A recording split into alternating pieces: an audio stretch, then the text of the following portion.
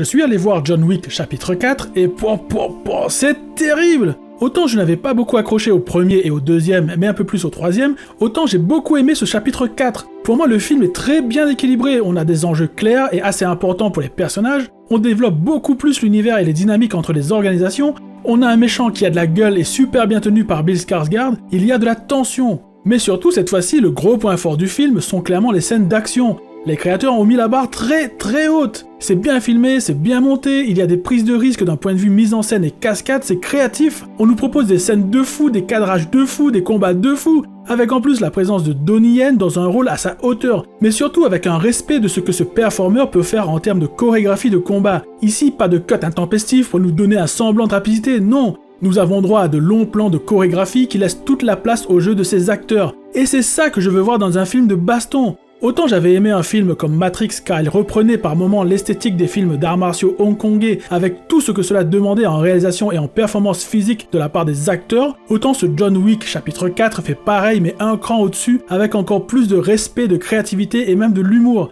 Par moments j'avais vraiment l'impression de mater un film d'action chinois de la grande époque, c'était top! Clairement pour moi, ce chapitre 4 est à égalité avec les Kingsman en ce qui concerne les prises de risque et la créativité des mises en scène de combat.